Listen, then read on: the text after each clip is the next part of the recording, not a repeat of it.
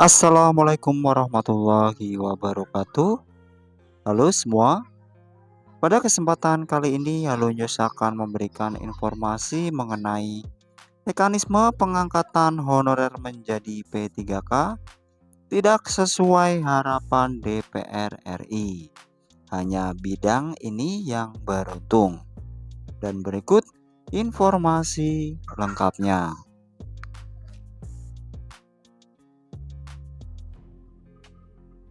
Kabar tentang mekanisme pengangkatan tenaga honorer menjadi ASN P3K selalu menarik untuk diperbincangkan. Adapun Komisi 2 DPR RI tengah berupaya untuk memperjuangkan nasib honorer serta memastikan agar diangkat menjadi ASN tanpa tes. Namun, pada akhirnya pengangkatan tenaga honorer sebagai ASN P3K ternyata harus melalui serangkaian tes. Terkait mekanisme yang akhir-akhir ini diungkapkan, di mana untuk mengubah status tenaga honorer menjadi P3K telah menimbulkan polemik di kalangan anggota DPR. Hal ini karena adanya keputusan Menpan RB nomor 648 tahun 2023 yang telah dijadikan panduan untuk meraih jabatan fungsional melalui seleksi khusus dan umum. Selain itu, kuota P3K dengan kategori kebutuhan khusus mencapai 80% pada tahun 2023.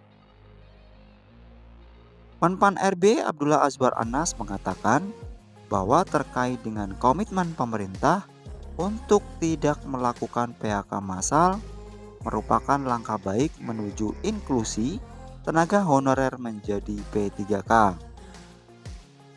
Akan tetapi, yang menjadi pertanyaan adalah apakah pengangkatan ASN harus melewati tes seleksi?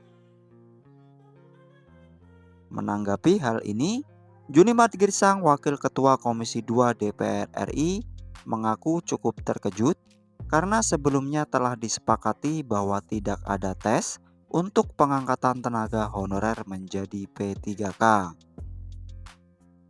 Adanya ketidakpastian hukum dalam upaya penataan ex tenaga honorer kategori 2 dan non-ASN menjadi perhatian. Sedangkan untuk rekrutmen calon ASN atau CASN tahun 2023 telah sampai pada tahap pengumuman seleksi kompetensi dasar.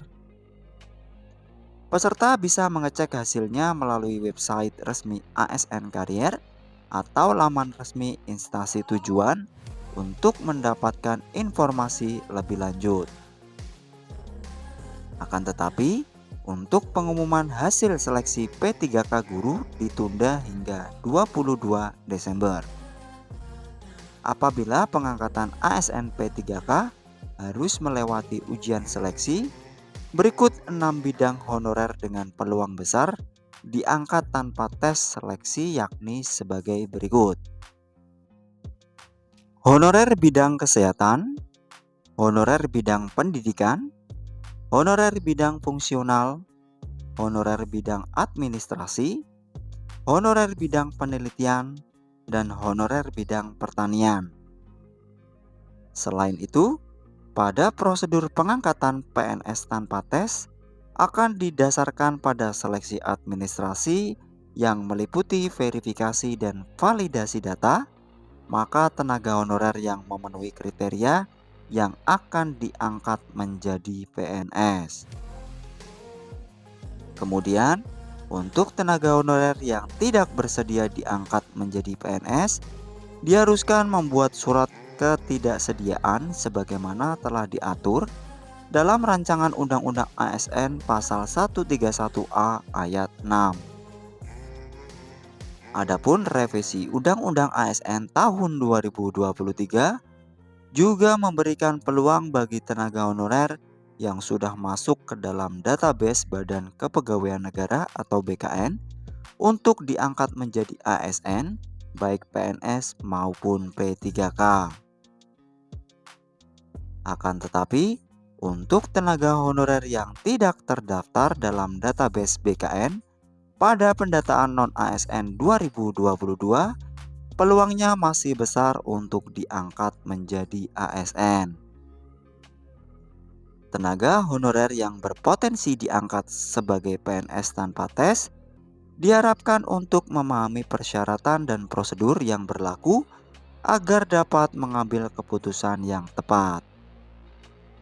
Demikian informasi yang dapat kami sampaikan. Semoga bermanfaat bagi kita semua. Akhir kata, wassalamualaikum warahmatullahi wabarakatuh.